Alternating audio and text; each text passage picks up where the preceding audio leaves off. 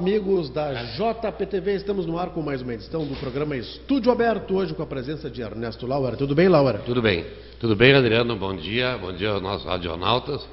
Uma satisfação estar aqui novamente. Que bom, Lauer. Quarta-feira passada eu fiz forfé. Pois é, né? Não tive condições de chegar até aqui. Perfeito. Mas tudo resolvido. Bom, o Grupo Progresso de Comunicação está fazendo uma cobertura desse processo de avaliação por parte da Câmara do projeto enviado pela Prefeitura de mudança aí nos padrões do funcionalismo público, né? É o projeto de novidades no plano de carreira.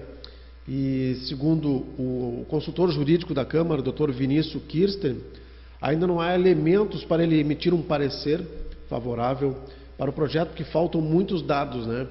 E apesar disso, os funcionários públicos, o funcionalismo está pressionando a Câmara para que seja votado. Como é que tu estás vendo toda essa questão, Laura? Na verdade é o seguinte,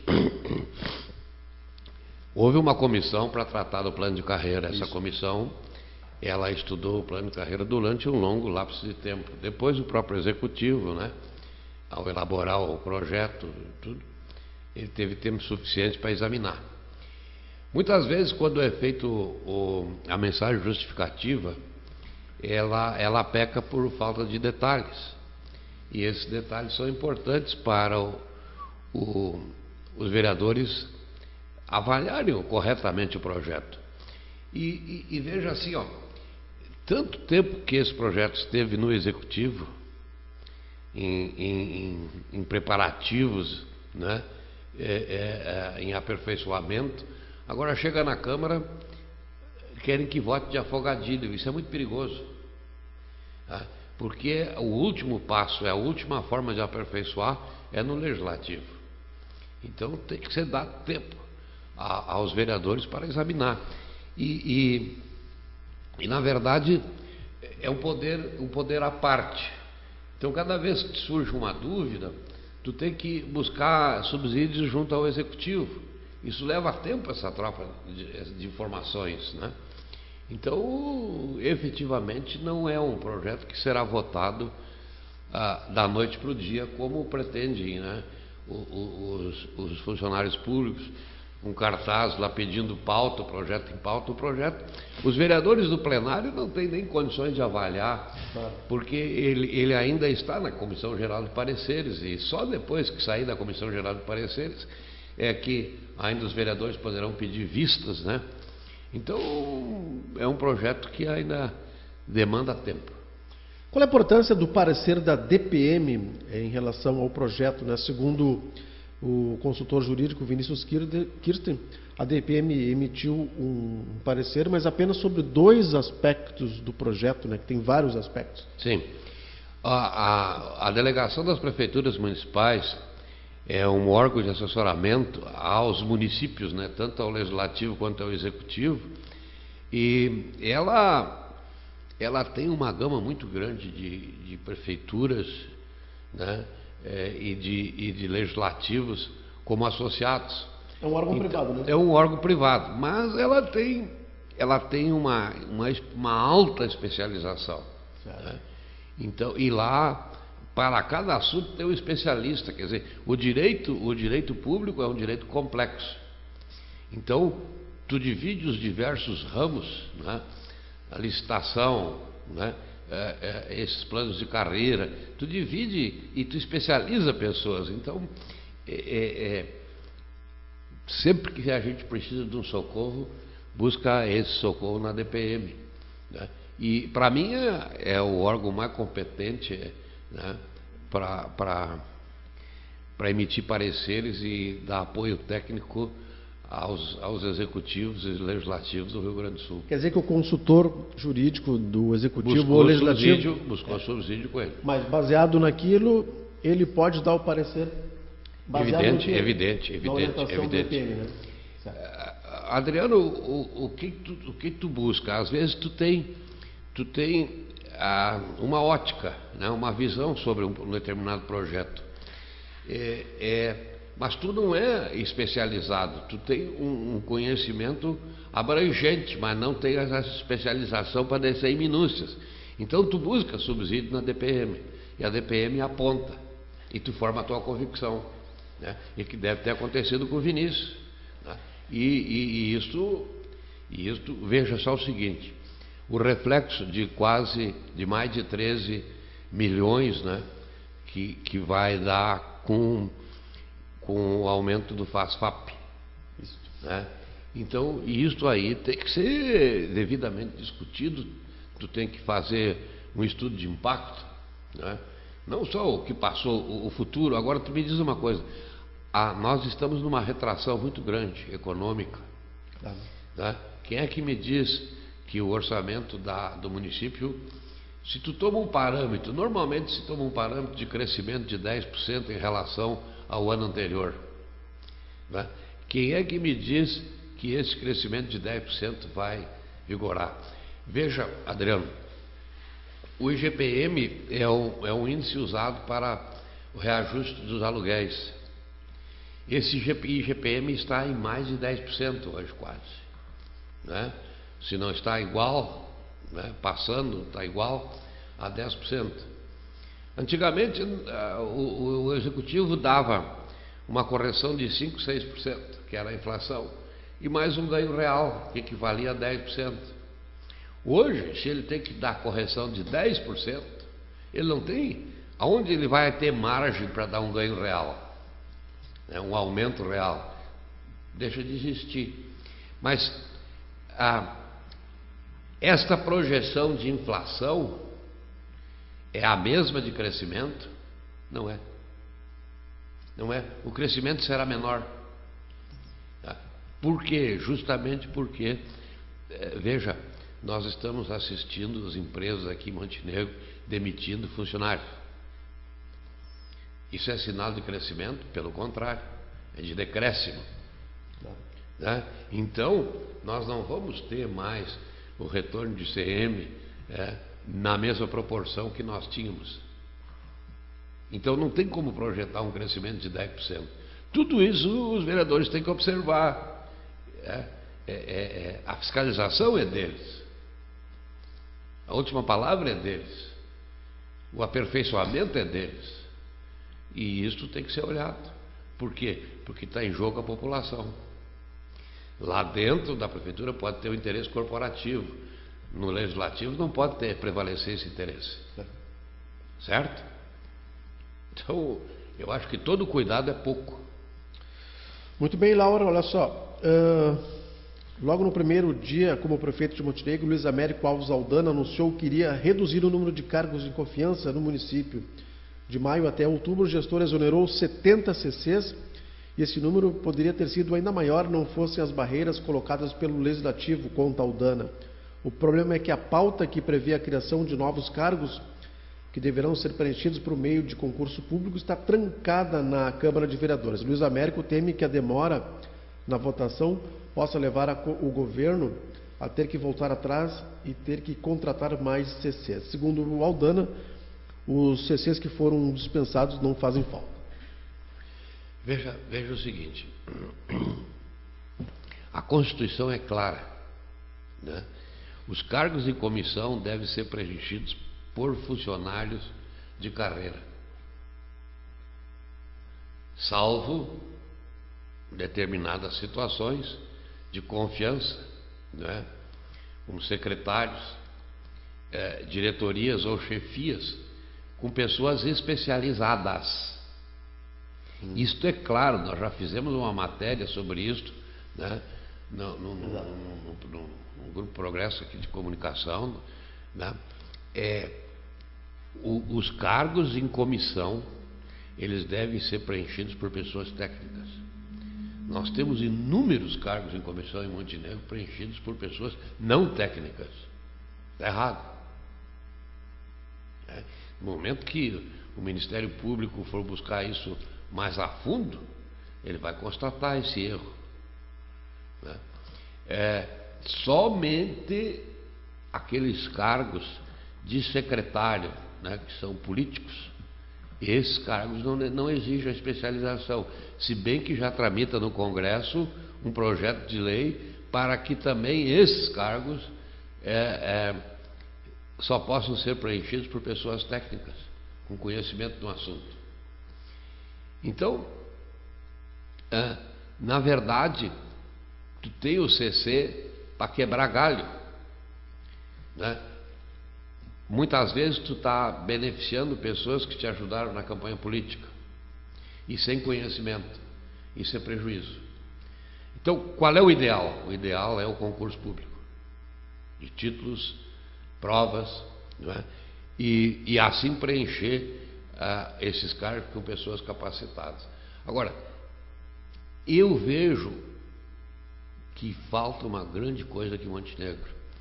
É um vínculo, um bom relacionamento entre legislativo e executivo.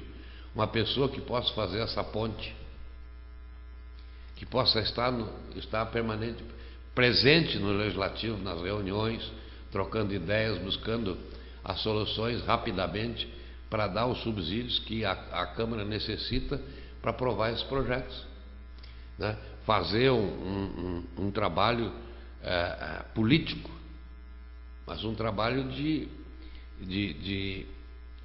aproximação entre legislativo e executivo. Cada vez que tu culpa um ou tu culpa outro, a resposta vem. E a resposta não vem positiva, ela vem negativa. Ora, e o negativo, não é, gera mais confusão.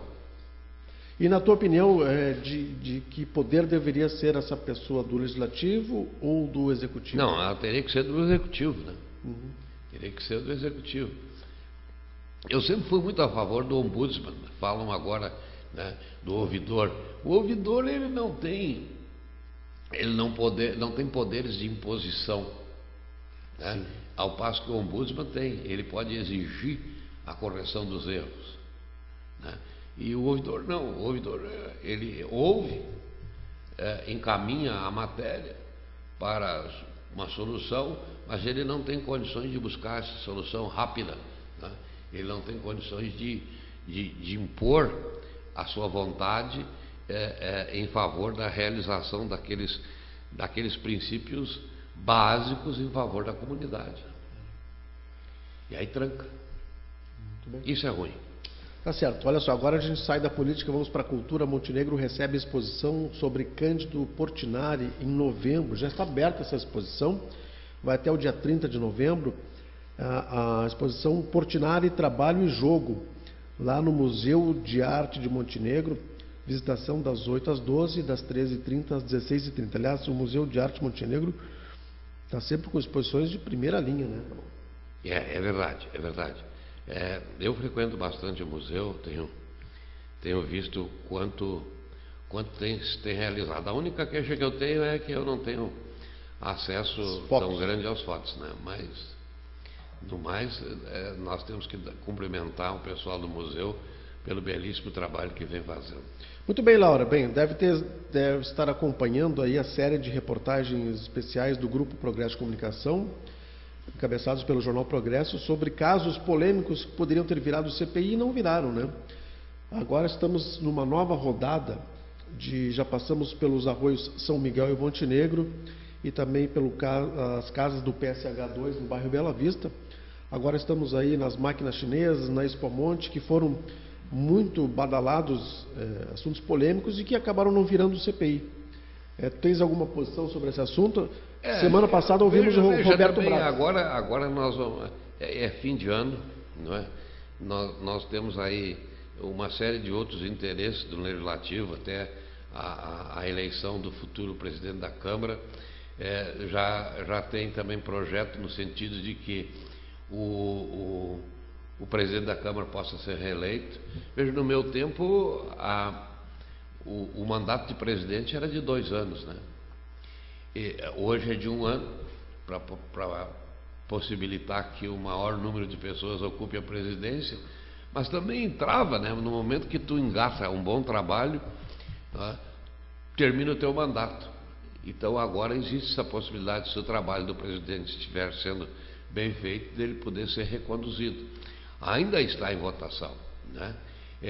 Votação também aquela situação na ausência do prefeito, do vice-prefeito e do presidente da Câmara, do procurador-geral assumir, né, a titularidade do município. Ora, eu tenho um caso, eu pesquisei, isso aí me aguçou a curiosidade, e eu fui procurar, e encontrei uma ação direta de inconstitucionalidade do ano de 2003 ou 2004, do município de Livramento, em que previa que, na ausência do prefeito, do vice-presidente da Câmara, assumiria o vice-presidente da Câmara ou até o secretário da Câmara. E o tribunal considerou esse projeto de emenda, essa emenda constitucional, né, a lei orgânica, como inconstitucional. Não pode mesmo, né? Ela pode ir até o presidente da Câmara. E o procurador? Não pode também. Segundo o tribunal. Agora o que existe é o seguinte, é uma lei de Goiás que foi julgada constitucional, em que diz o seguinte: se o presidente da Câmara não assumir ou estiver impedido de assumir, ele automaticamente renuncia e se faz a eleição para um novo presidente que assume o executivo. Entende? Isso sim, isso é o correto. É que no caso de Montenegro, quem está no comando do Palácio Branco é o vice-prefeito. Né? Isso, é o vice-prefeito. Então, a cadeia sucessória é menor do que se tivesse o prefeito. Né? Tá, mas acontece o seguinte, que tu tem que observar a Constituição. A Constituição Perfeito, é clara, a Constituição estadual, né? Ela diz que, na ausência do governador, do vice-governador, presidente da Assembleia, assume o presidente do Tribunal de Justiça. Então tem guardada a assimetria, isso foi importante, a assimetria com a Constituição estadual, quem assumiria aqui o juiz de direito. E não o procurador. Não o procurador. Esse é o entendimento do tribunal. Eu não analisei a coisa mais a fundo, eu só fui buscar para ver a da constitucionalidade, e achei, como eu te disse, essa ação, né, e que foi julgada procedente, inconstitucional, o artigo da Lei Orgânica de Livramento. E se no caso o presidente da Câmara, na ausência do vice-prefeito, o presidente da Câmara estiver viajando e no seu lugar estiver um novo presidente, mas não, quem vai estar é o vice-presidente, né? Sim, é o que tiver no exercício do cargo, né? Ao que tiver no exercício do cargo. Quando o outro voltar, ele retoma, né? Certo. Mas esse se não quiser suspender a viagem. Mas esse, no exercício do caso, ele precisaria de uma eleição para assumir a prefeitura, né? É automático, né? No momento que não tiver o prefeito ou o vice, assume o presidente do legislativo. Sim, mas se o presidente estiver viajando... Mas não é o presidente estiver viajando, ele está licenciado. Ok. Né? Aí assume quem é o presidente é o vice em exercício. Ok, o exercício, perfeito. Essa era a dúvida. Muito bem, Laura, mais uma notícia aqui, semáforos com iluminação de LED, uma foto aqui do prefeito Luiz Américo Alves Aldana. Ao todo, 28 novos semáforos serão colocados nas cidades mais modernas. É importante. Isso, é muito bonito. Já tive a oportunidade de externar aí a minha satisfação de ver esses novos semáforos, né? E o que está se vendo aí é uma melhor segurança, um embelezamento também, mas a melhor segurança, né? Para oferecer aos motoristas, né? E também aos pedestres, evidente. Tá certo. Agora vamos entrar no esporte, né? Um assunto polêmico. Aí o ex-presidente da CBF, o Marim, ele fez uma negociação com a Justiça Americana e vai dar 56 milhões de reais para poder ficar em prisão domiciliar. Né? Aí pergunto, da onde vieram esses 56 milhões? Né? Ele deu um presentinho para a ex-esposa, né? De acho que 1 milhão ou 2 milhões de reais. Foi noticiado isso, né? Então tu vê que se o homem tem tanto dinheiro assim, quanto mais ele não terá guardado, né, o tamanho do rombo. Então os americanos têm toda a razão e eu não sei se vai ser fácil assim com a justiça americana dele conseguirem, né, através de sofismas e subterfúgios, escapar de uma condenação. Né? Certo. Bom, Laura, vamos para um outro assunto. O município de Feliz já fez um levantamento. Existem mais de 200 produtores artesanais e locais de cerveja, né? Cresce cada vez mais a produção das cervejas artesanais. O preço ainda que não consegue ser competitivo, né? É evidente, é evidente. O Adriano, eu me lembro do meu tempo de criança, a minha mãe fazia cerveja em casa. Ah, sim. E muitas das famílias faziam cerveja em casa, né? Faziam a Spritzbier e a cerveja preta. E refrigerante também fazia em casa, né? Refrigerante também, eu gosto de fazer refrigerante, sim. Né? Então, através de fermento, né? Faziam fermentar e com isso se mantinha, né? Até com pressão, se mantinha a cerveja durante um determinado período. Depois disso parou. O único que vendia lúpulo e as essências era o Lix, né? O armazém Lix. E a nossa geração não teve interesse em fazer, e hoje isso está ressuscitando, né? Mas também veja outra coisa: quando uma cerveja artesanal dessas aí chega a um determinado patamar, compro ela para tirar de circulação, né?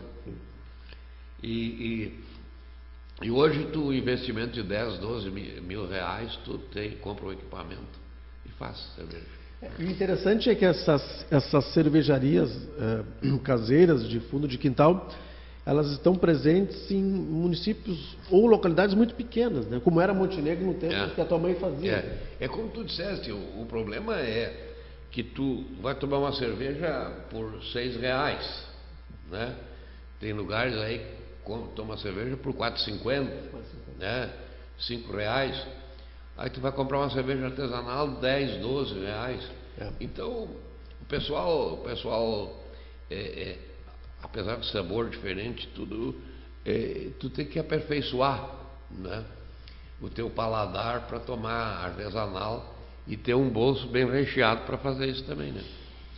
É verdade. Olha só, finalmente a Câmara dos Deputados vai instaurar aí a comissão do processo de cassação de Eduardo Cunha. Era inevitável. Foi votado, né? Sim, agora vai ser escolhido aí o presidente, né, da comissão. Isso.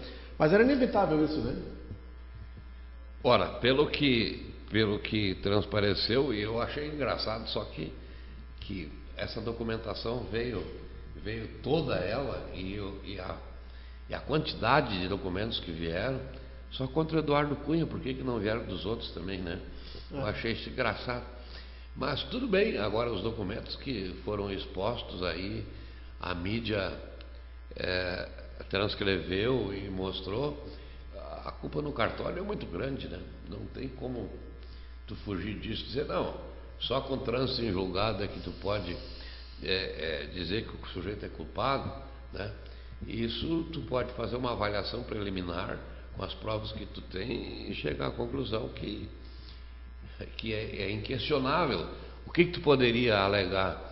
Que essas provas foram obtidas de forma fraudulenta, mas elas vieram até aqui pelos procuradores, né? Suíços, né? Sim, da Suíça. E aí? Não houve fraude nenhuma na apuração das provas. E elas são inequívocas, né? Certo. Inquestionáveis. E tanto é verdade que o Cunha evita de falar sobre as provas. Ele simplesmente diz, quando questionado, que isso é uma questão a ser discutida com o seu advogado. Seu advogado é que vai se manifestar. Quando a mídia procura o advogado, ele não se manifesta. Ou não é encontrado. Né? Então fica esse jogo, né? E até agora tu tens só a avaliação, tu não tens a manifestação dele para dizer sim ou não. Ele diz que nunca teve dinheiro fora. O Maluf também disse isso, né? Só que se o Maluf colocar o pé fora do Brasil, ele é preso. É verdade. Tem prisão decretada nos Estados Unidos, né? Bom, Laura, assim, em relação à CPMF, o governo agora está afirmando que a CPMF será um plano B e não está confirmada a sua implantação, mas o projeto pode ser enviado para a Câmara e pode render 50 bilhões aos cofres públicos.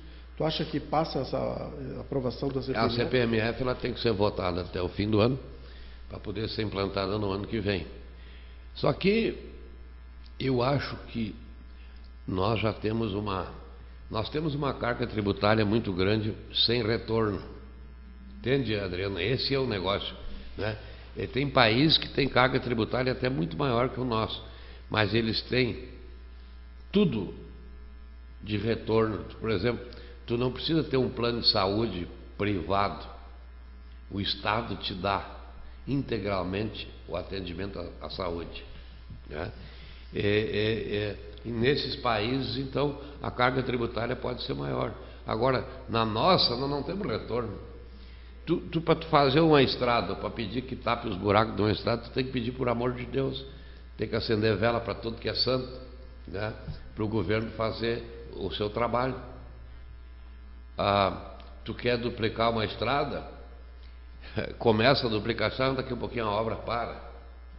Ponte do Guaíba, e assim por diante. Então, veja, há um número muito grande de atividades que são paralisadas, não tem retorno, e isso deixa evidente, né, na área da saúde principalmente, que os impostos que não pagamos, eles não são devolvidos em favor da comunidade, né? Tu paga imposto para que o governo faça alguma coisa pela comunidade e atenda o bem comum, né? E isso não está acontecendo. Não tem essa devolução na mesma proporção do que se arrecada. E por isso não se aceita, a população não aceita mais. Eu acredito que e muitos especialistas dizem que na última hora, no apagar das luzes, ainda vão colocar essa CPMF ainda esse ano em votação, e com a pressão do governo, principalmente porque os deputados aí têm interesse, né, na liberação das verbas, isso e aquilo, né, que estão retidas, e eles vão acabar fazendo a troca, né, e aprovando a CPMF. Nós já tivemos aumento do ICM no Rio Grande do Sul, agora a CPMF, aumento do PIS/COFINS. Então, cada vez a carga tributária vai aumentando mais e os investimentos recrudescendo. Eu até acho, Adriano, eu até sou a favor da CPMF, desde que os 22 mil cargos, a Dilma pague pelo menos uns 15 mil, 20 mil, 16 mil, né? Como forma de mostrar que essa reforma ministerial aí, o pessoal ficou nos novos ministérios criados ou que foram agregados, o pessoal continua, né? Não foram demitidos, né? Então tem que ajudar a companheirada. Os companheiros não podem ficar acéfalos, e aí é que a porca torce o rabo. Muito bem, Laura, ficamos por aqui com o estúdio aberto. Tá bom. Muito obrigado. Um abraço, tudo de bom. Voltamos semana que vem. Até mais, pessoal.